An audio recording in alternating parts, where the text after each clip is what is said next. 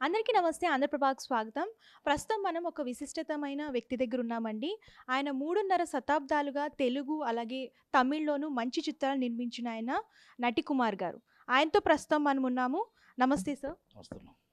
Sir, ప్రస్తుతం AP పాలిటిక్స్‌లో గనుక చూస్తే పవన్ కళ్యాణ్ డిప్యూటీ సీఎం అంటే పవన్ కళ్యాణ్ అంటే డిప్యూటీ సీఎం అంటున్నారు. కాకపోతే ప్రస్తుతం చాలా విమర్శలు జరుగుతున్నాయి. లోకేష్‌ని డిప్యూటీ సీఎం చేస్తారన్నట్టు. సో, దానిపైన మీ స్పందన ఏంటి? లోకేష్ గారు డిప్యూటీ సీఎం అనుకోండి. మీరు అన్నపాటు లోకేష్ గారు డిప్యూటీ సీఎం, ఆయన సీఎం, ఇక బాలయ్యబాబు ఎమ్మెల్యే, పవన్ కళ్యాణ్ గారు సీఎం, పవన్ కళ్యాణ్ గారు డిప్యూటీ సీఎం, నాగబాబు గారు డిప్యూటీ సీఎం, మినిస్టరు. అంటే వాళ్ళ కుటుంబమే అందరూ అయిపోతే ఇంక తగ్గమ పార్టీ వాళ్ళు అందరూ ఏమవుతారమ్మా? అంటే ఏదైనా ఆయన డిప్యూటీ సీఎం అన్ని పదవులు ఆయన చేతిలోనే ఉన్నాయి. లోకేష్ గారి చేతిలో ఉన్నాయి. చంద్రబాబు నాయుడు గారి చేతిలో ఉన్నాయి. మొత్తం మొత్తం పాలన అంతా పవన్ కళ్యాణ్ గారు నడుపుతున్నారు. ప్రజల్లో మంచి పేరు ఉంది ఆయనకి. ప్రజల్లో మంచి ఆలోచన ఉంది. ఇక లోకేష్ గారు అంటే మరి ఆయన ఏమైనా అంటే లైమ్లైట్లో రాలేకపోతానని చెప్పి డిప్యూటీ సీఎం చేస్తారా? డిప్యూటీ సీఎం అసలు ప్రజల్లో ఒక మనిషిగా ఉంటే చాలు. మంచి చేస్తే 10 మందికి మంచి జరుగుతుంది. కనుక ఏదో లోపల లుకలుకలు నడుస్తూ ఉన్నాయి. జనసేన పెరుగుతూ ఉంది. బీజేపీ పెరుగుతూ ఉంది. మనం టీడీపీ కిందకి కార్యకర్తలు బాధపడుతున్నారు. కార్యకర్తలు ఇబ్బంది పడుతున్నారు. కార్యకర్తలు అసహనంతో ఉన్నారు. కార్యకర్తలకు పోస్టులు లేవు. కార్యకర్తలకు ఇబ్బంది కలుగుతుంది. పార్టీని ఇంత తీసుకొచ్చి చేసిన వాళ్ళకి ఏ పదవులు లేవు. లోకేష్ గారు పట్టించుకోవట్లేదు. లోకేష్ గారు అసలు ఎవరిని కూడా పట్టించుకోవట్లేదు అనేది ఒకటి ఉంది. రెండోది ఏముందంటే ప్రజా దర్బార్ పెడుతున్నాం. ప్రజా దర్బార్లో వచ్చినది ఒకటి కూడా మనం సెటిల్ చేసిన దాఖలాలు లేవు. ప్రజా దర్బార్ అంటే మనం ఇమ్మీడియట్లీ సెటిల్ చేసి అది వెళ్ళాలి. ఆ సెటిల్ చేయడానికి ఆఫీసర్లు నిరాకరిస్తున్నారు. ఆఫీసర్లు సహకరించట్లేదు. ఇది వాస్తవం. నేను కూడా ప్రజా దర్బార్లో ఒకటి ఇచ్చొచ్చా. నేను వెళ్ళా ప్రజా దర్బార్కి. ఇల్లు ఒకటి ఇచ్చా.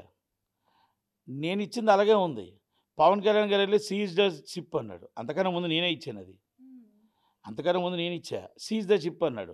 నా పేపర్ మాత్రం ఆ చెత్తబుట్టలో ఉంది. లోకేష్ గారి దగ్గరికి వెళ్ళి ఇచ్చా. లోకేష్ గారి దగ్గరికి వెళ్ళి ఇస్తే ఆ చెత్తబుట్ట ఉంటుంది. ఆ చెత్తబుట్టలో ఉంది. నేను మళ్ళీ అనకాపల్లి వెళ్ళా. అనకాపల్లి వెళ్ళితే ఎవరిదో రాలేదండి అన్నారు. అలాగా అంటే ప్రజా దర్బార్ అంటే అది. అంటే నేను ఇది డైరెక్ట్ మాట్లాడుతున్నా. స్ట్రేట్ ఫార్వర్డ్గా మాట్లాడుతున్నా. నాది విట్నెస్ ఉంది కాబట్టి మాట్లాడుతున్నా. ఎందుకంటే మీరు ప్రజా దర్బార్ పెట్టి తెల్లవారు 6 గంటలకు చల్లో అందరూ వచ్చి మిమ్మల్ని కాపలా కాసి మీ దగ్గర ఉండి నిలబడి మీ దగ్గర న్యాయం జరిగినప్పుడు ఎందుకు మీరు న్యాయం జరగనప్పుడు మీ లెటర్ మీకు ఇస్తే అక్కడ ఆఫీసర్లు పట్టించుకోలేనప్పుడు స్పందన కార్యక్రమంలో లైన్లో నించొని ఇవ్వడం బెటర్ కదా. మీ కాడ ఇచ్చింది ఎందుకు? మీ ఫోన్ అయితే వాల్యూ ఉండదు, మీ మాట వాల్యూ లేదు. అంటే ఆఫీసర్లు, ఎమ్మెల్యేలు, మినిస్టర్లు లోకేష్ గారి మాట వినట్లేదు. కనుక ఏదో ఒకటి చెయ్యాలని చంద్రబాబు నాయుడు గారు అనుకుంటున్నారు. ఆఫీసర్లు అయితే వినట్లేదు. బెల్ట్ షాపులు ఉంటే తాట తీస్తామన్నారు. ఏ తాట తీశారు? మద్యం ఏరులై పారుతుంది. కోడి పందాల్లో వేల కోట్లు. ఇది దేవరాపల్లిలో దగ్గరుండి ఎంపీ, ఎమ్మెల్యేలు మొత్తం టోటల్ కోడి పందాలు 100 కోట్ల దొంద. సుప్రీంకోర్టు జడ్జీలు ఉన్నా కూడా, సుప్రీంకోర్టు జడ్జీలు, హైకోర్టు జడ్జీలు అందరూ విశాఖపట్నంలో ఉన్నా కూడా మొత్తం యథావిధిగా కోడి పందాలు నడుస్తున్నాయని చెప్పి అందరూ పేపర్లో మీరే రాశారు, మేము చెప్పలే. మరి ఇలాంటివి జరుగుతున్నా కూడా సుమోటోగా తీసుకోవాలా? రెండోది మరి చంద్రబాబు నాయుడు గారు మరి అన్నిటికీ దానికి సమాధానం ఏం చెప్తారు? సరదా ఉండొచ్చు, ప్రాణాలు పోయే సరదా ఉండొద్దు. సరదా ఉండొచ్చు, జోదం ఉండకూడదు. సరదా ఉండొచ్చు, కోడి పందాలు ఉండొచ్చు. కోడి పందాల్లో వేల కోట్ల పందాలు ఉండకూడదు. మనం మద్యం ఉండొచ్చు, మద్యం షాప్ ఇవ్వండి. మద్యం షాపుకి 38 షాపులు, ఒక షాపుకి 38 షాప్స్ బెల్ట్ షాపులు ఇవ్వద్దు. ఒక షాపుకి 38 షాపులు బెల్ట్ షాపులు ఉన్నాయి. ఇది అబద్ధమా? ఎవరిని తాట తీస్తారో ఒక్కసారి రండి, చూపిస్తే సందు సందు బెల్ట్ షాపులు. అంటే ఒకప్పుడు జగన్మోహన్ రెడ్డి ఎక్కడో సందుకొకటి ఈదికొకటి ఉండేది. అది వాస్తవమే. ఒకప్పుడు జగన్మోహన్ రెడ్డి కొన్ని అపార్థం చేసుకున్నాం, కానీ కొన్ని బెటర్ థింగ్ చేశాడు. మనం కార్యకర్తల కోసం చేస్తే అక్కడ వైసీపీ వాళ్ళు, టీడీపీ వాళ్ళు ఒకటైపోయారు. వైన్స్లో సిండికేట్ మళ్ళీ వాళ్ళే.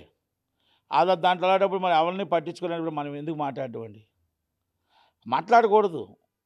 మనం మనం అవతల కాసి నిజం మాట్లాడుతూ నవ్వుతున్నారు. మేము చాలా బాగా వేస్తున్నట్టు ఏంటన్నా ఇదిగోటన్నా బెల్ట్ షాపు, నీకు కావాలని ఉండుగా అంటే నాకు మామూలుగా ఇక్కడ రూ. 99, రూ. 100, రూ. 150 అయితే అక్కడ రూ. 300. బ్లాక్ అక్కడ కూడా. సినిమా టికెట్లే బ్లాక్ అమ్ముతారనుకున్నాం. కానీ మందు కూడా బ్లాక్ అమ్ముతారని తెలిసిన తర్వాత. అంటే ఇది చంద్రబాబు నాయుడు గారు దానికి సమాధానం ఏం చెప్తారు? ప్రజా దర్బార్ కోసం ఏం సమాధానం చెప్తారు? స్పందన అంటే ఆ రోజు స్పాట్లో స్పందన తయారయ్యి స్పందనలో కార్యక్రమం స్పందనకు ఎందుకు వస్తారంటే కలెక్టర్ గారిని కలిసి మా అర్జీలు చెప్పి మా బాధలు పట్టించుకోవట్లేదు ఎంఆర్ఓలు, ఆర్డీఓలు, ఎంఆర్ఓలు, ఈఓలు, పంచాయతీ వాళ్ళు పట్టించుకోవట్లేదు, దయచేసి మమ్మల్ని పట్టించుకోండి అని చెప్పి మనం గ్రీవెన్స్కి వెళ్తాం స్పందనకి. ఆ స్పందనలో కూడా పట్టించుకోకపోతే ఎవరి దగ్గరికి వెళ్ళాలి? ప్రజా దర్బార్ మినిస్టర్ల దగ్గరికి వెళ్తాం. ఆ మినిస్టర్లో పట్టించుకోకపోతే ఇంకెవరి దగ్గరికి వెళ్ళాలి కదా? చీఫ్ మినిస్టర్ పాపం అప్పుడప్పుడు ఆయన ప్రజా దర్బార్ పెడతారు, ఏదో చేస్తున్నారు. ఆయనకి అన్నీ చూడలేడు కదా. ఇక కోర్టుకి వెళ్ళాలి. అందుకే కోర్టులో కేసులు ఎక్కువైపోతున్నాయి. అంటే ఇవన్నీ నేను ఎందుకు చెప్తున్నానంటే ప్రభుత్వ భూమిని లాక్కున్నారు అంటే అక్కడ ఏ ఎమ్మెల్యే అడ్డొస్తాడు. ఇక్కడ ఆల్రెడీ మామూలుగా ఏది బెల్ట్ షాపులు ఉన్నాయి అంటే అక్కడ మళ్ళీ ఎమ్మెల్యే ప్రాబ్లము. లోకల్ ఎమ్మెల్యేలు 2 ఎమ్మెల్యేలు ఉంటారు, ఒక జనసేన, ఒక టీడీపీ. ఇవన్నీ నేను మాట్లాడి నిజాలు మాట్లాడుతున్నా. అది ఎవరికైనా బాధ అనిపిస్తే బాధ అనిపించవచ్చు. ఒకవేళ నాది అబద్ధం అంటే నేను మొత్తం టోటల్గా కెమెరాలు తీసుకుని వెళ్ళి ఆ సందు చూపించుకొని ఆ వీడియోలు తీసి కావాలంటే మీ సోషల్ మీడియాకి ఇస్తా ఫ్రీగా. ఎవరైనా అబద్ధం అంటే అన్నవాడు ఎవరైనా అబద్ధం అని చెప్తే ఇది తప్పు నట్టుకుమార్ చెప్పింది అబద్ధం అంటే ఆ వీడియోలు తీసి ఇచ్చాపడండి అప్ టు సోదరుపేట దాకా రోజుకొకటి 10 నిమిషాల ప్రోగ్రామ్ వేస్తా. అంటే చెప్తున్నా ఇవన్నీ మనం అది ఎలా అరికట్టాలి, ప్రజలకు ఎలా న్యాయం చేయాలి, ప్రజల్ని ఎలా డెవలప్ చేయాలి, పోలవరం ఎలా డెవలప్ చేయాలని చూడాలి. నేనేమంటానంటే కార్యకర్తలను చూడండి, మన ఎమ్మెల్యేలు చూడండి, మొత్తం టోటల్గా ఎక్కడ పడితే అక్కడ అన్యాయం జరుగుతుంది, అక్రమం జరుగుతుంది. దయచేసి ఎమ్మెల్యేలకి మీరు ఇచ్చిన పగ్గాలు రాంగ్ ట్రాక్ పట్టాయి. మీ ఎస్ఏలు, సిఏలు రాంగ్ ట్రాక్ పట్టారు, మీ ఎంఆర్ఓలు రాంగ్ ట్రాక్ పట్టారు, మీ ఆర్డీఓలు, పంచాయతీ ఈఓలు. ఒక పంచాయతీ ఈఓ 5 కోట్లు తిన్నాడంటే ఒక పంచాయతీ ఈవో 5 కోట్లు తిన్నాడంటే 13,226 ఈవోలు ఎన్ని వేల కోట్లు, ఎన్ని లక్షల కోట్లు తింటారు. ఆ డబ్బంతా మరి పవన్ కళ్యాణ్ గారికి అక్కిస్తారా? మరి ఆయన దాంట్లోనే అవినీతి జరుగుతూ ఉంటే మరి చూస్తూ ఊరుకుంటారా అనేది మనం పవన్ కళ్యాణ్ గారు కూడా చూడాలి. ఎందుకంటే ఆయన పంచాయతీ అది. ఆయన పంచాయతీలో కూడా మనం చాలా సీరియస్గా చూడాలి. ఎందుకంటే ఒక పంచాయతీ 5 కోట్లు తిన్నాడు. మేము కంప్లైంట్ ఇవ్వడం కూడా జరిగింది విత్ ప్రూఫ్స్తో. డబ్బు డిపాజిట్ కూడా వాళ్ళ జనసేన నాయకుడు బ్యాంక్ అకౌంట్లో డిపాజిట్ చేశాడు. డిపాజిట్ కూడా మళ్ళీ దొంగ ఎక్కడికి పారిపోలే. ఆ డబ్బు అంతా తెచ్చి మన జనసేన నాయకుడు దాంట్లో డిపాజిట్ చేశాడు. అది అడప నరసింహమూర్తి అని. అంటే కంప్లైంట్లు ఇచ్చాం. కానీ అంటే నేను ఇది మచ్చుకు ఒక్కటి చూపించాను. ఇలాంటిది మనం అక్కడి నుంచి ఎక్కడి దాకా చూసుకుంటే కొన్ని వేల మంది లంచాలు అవుతారు. అంటే కొన్ని లక్షల కోట్ల అవినీతి సొమ్ము తాండవాడుతుంది. ఆ లక్షల కోట్లని మనం కాపాడుకుంటే మన రాష్ట్రాన్ని అగ్రమ రాష్ట్రంగా పెంచుకోవచ్చు. మనకు అప్పులు అవసరం లేదు. మనం బయటికి వెళ్ళి ప్రపంచ బ్యాంక్ దగ్గరికి వెళ్ళి 15 కోట్లు అప్పు తెచ్చుకోవాల్సిన అవసరం లేదు. పోలవరంకి మనం ఇండివిజువల్గా పోలవరం కట్టి ఇంకా 10 మందికి అప్పు ఇవ్వగలుగుతాం. పంచాయతీని కరెక్ట్గా చేయగలిగితే, రెవెన్యూ డిపార్ట్మెంట్ కరెక్ట్గా చేయగలిగితే, పోలీస్ డిపార్ట్మెంట్ కరెక్ట్గా చేయగలిగితే కదా. మరి ఇవన్నీ పవన్ కళ్యాణ్ గారు పెద్దలు, లోకేష్ గారు, చంద్రబాబు నాయుడు గారు సంవత్సరం అయిపోతే ఆ సంవత్సరం లోపు చేస్తారా? లేకపోతే 5 సంవత్సరాలు జరిగిన తర్వాత నాకు టైం ఇవ్వలేదని గత పాలకులు చేశారని మాట్లాడకూడదు. అయిపోయింది. వాళ్ళు పాలకులు తప్పు చేశారు కాబట్టే మీకు 124 సీట్లు ఇచ్చారు. వాళ్ళు తప్పు చేయకపోతే మీకెందుకు ఇస్తారు సీట్లు? కనుక దాని అర్థం ఏంటి? మీరు మంచి చేయండి. మంచి చేయకపోతే మా వల్ల కాదు అని చెప్పండి. మా దగ్గర ఫండ్స్ లేవు అందుకే మేము బెల్ట్ షాపులు పెట్టమన్నాం అని చెప్పండి. మా దగ్గర ఫండ్స్ లేవు అందుకే ఈవోలు మొత్తం ఇష్టం వచ్చినట్టు తింటున్నా కూడా మేమేమి చేయలేకపోతున్నాం చెప్పండి.